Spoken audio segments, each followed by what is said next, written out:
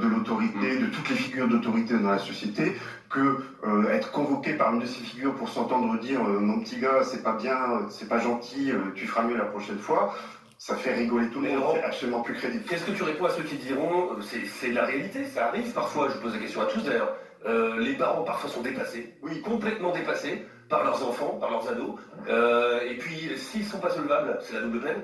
Oui, mais je suis d'accord que Pierco parlait de cas par cas, effectivement. De la même façon qu'en justice, il y a une individualisation des peines, on doit étudier les situations cas par cas. Mais le cas où on considère que la mère, par exemple, si la mère est seule, n'est pas en état de faire face à certaines exigences financières, ça doit devenir l'exception et pas la règle. Voilà. Mineur casseur, parent payeur, bonne ou mauvaise idée, vous nous appelez au 32-16. Christophe est avec nous, bonjour Christophe. Oui, bonjour à tous. Bonjour. Merci de nous rejoindre dans Estelle Midi sur RMC Story. Christophe, vous êtes dans les Alpes-Maritimes. Je suis à Nice, oui. À Nice même. Oui, exactement. À Nice même, j'attends l'alerte orange avec impatience. Ben, on va en parler à partir de 13h de ce qui se passe notamment au niveau des inondations. Là, on parle donc d'insécurité, Christophe, d'incivilité. Vous-même, vous faites quoi dans la vie? Moi, je suis éducateur spécialisé, j'interviens dans les quartiers un peu sensibles de Nice. Ok, vous êtes père de famille ou pas encore? Tout à fait, j'ai une princesse de 15 ans. Très bien, très bien, une ado. Si jamais votre ado, je ne souhaite évidemment pas Christophe, faisait ce qu'on appelle communément, je suis désolé un peu des termes familiers, mais c'est pas bien grave, une connerie. Elle est avec une copine, un mercredi après-midi, elle s'ennuie, elle passe devant le stade, la porte est ouverte, il y a un de leurs copains qui est avec elle, j'en sais rien, et puis il s'amuse à vider un extincteur. Vous recevez la facture chez vous, vous payez sans rien dire? Alors moi, je ne paye pas sans rien dire. Je vais voir moi le responsable, donc le maire de ma ville, et je lui explique que plutôt que de faire payer les parents, parce que je trouve que c'est pas tout à fait juste, de faire payer directement l'adolescent qui est fautif. Donc de passer par des TIG, travail d'intérêt général, et de faire réparer l'adolescent, le mineur lui-même, et de le responsabiliser le plus possible. Et je pense que ça serait une façon plus juste et plus rapide. Surtout parce que si on veut faire payer les parents, déjà il faut trouver les responsables légaux, c'est pas toujours facile. Ensuite, il faut se vérifier que les responsables légaux sont bien solvables.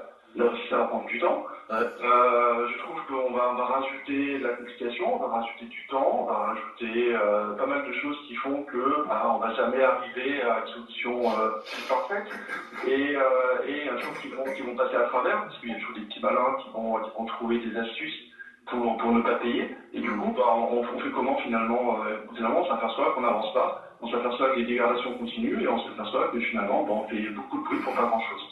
Vous-même, Christophe, vous êtes confronté à ce type de public, c'est des jeunes, des ados qui font parfois des bêtises, comme on dit, là on parle d'incivilité.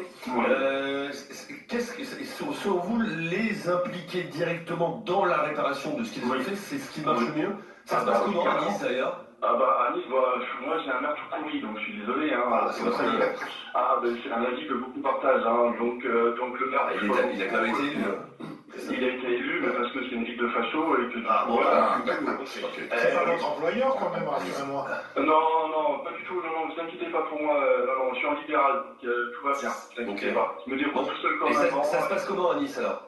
Ça se passe que, en fait, moi, dans les quartiers où j'interviens, c'est souvent le même profil, c'est la maman isolée, le papa qui s'est barré, et la maman qui est obligée de cumuler un, voire deux, voire plusieurs petits boulots pour essayer d'assumer le mieux possible l'éducation de ses enfants. Les enfants, entre guillemets, quand ils sont dehors, parce qu'il n'y a pas grand-chose de prévu pour eux, ça aussi on peut en parler. Si on remettait un peu les MCC qu'on a connus à notre époque, si on remettait un peu les culture. Et tout ça, exactement, si on remettait tout ça et qu'on mettait les moyens au bon endroit, peut-être qu'on s'apercevrait que les jeunes erreraient un peu moins dans les rues et à faire des bêtises. Jérôme Lavrier, vous réagissez? Christophe. Jérôme, moi j'ai toute mon enfance dans un quartier très populaire, dans un immeuble, dans un étage. La MJC, elle était ouverte de manière assez rare. C'était pas la même couleur politique que le maire de votre ville, vous voyez. Pour autant, quand elle était fermée, j'avais pas le droit d'aller casser quelque chose. Et si je l'avais fait, mon père m'aurait rudement engueulé. Le premier réflexe, moi, si j'ai une enfant... parce que t'avais un père? Non, mais. Regarde, je pose la question à notre auditeur. Oui, mais quelle est la première chose que vous faites? Je vais voir le maire. La première chose que je fais, j'engueule ma fille. Tu es Christophe. Et je ne demande pas un TG pour ma fille. Je la fais faire un job étudiant parce que l'année prochaine, à 16 ans, elle peut avoir un job étudiant. Oui, non, mais d'accord. Je retiens l'argent qu'elle a gagné. Je suis d'accord avec toi. Non, mais Jérôme, maintenant, il y a une réalité, tu sais très bien, on en a beaucoup parlé, ça a été frappant, c'est factuel. Je dis pas que c'est bien ou pas bien, parce que, enfin voilà, je ne juge pas. Mais lors des émeutes de l'été dernier, du mois de juin, juillet, 60% des émeutiers qui ont été interpellés, jugés et qui étaient mineurs étaient issus d'une famille monoparentale. Donc souvent, il n'y avait pas de papa. C'est bien pour ça que j'ai pris soin de dire que quand il n'y a pas de papa, on sait où il peut y avoir un papa. Même s'il ne verse pas la pension alimentaire, on peut aller lui faire un prélèvement sur le salaire et le réimpliquer dans la vie de son gamin. Et dans les émeutes qu'on a vues, on a tous applaudi le papa qui est allé chercher son gamin, il l'a foutu dans le coffre et qui est reparti avec. Laurent. Et par ailleurs, moi je suis tout à fait pour un développement des offres culturelles, mais enfin, puisque tu parles d'émeutes, on est bien obligé de constater que lors de ces émeutes, il y a un certain nombre d'écoles et de médiathèques qui ont été brûlées. Donc dire si on mettait des maisons de la culture partout, ça résoudrait tout, bon, c'est léger, c'est facile à brûler. Avec des balles de la culture. Christophe, merci d'avoir été avec nous, Christophe.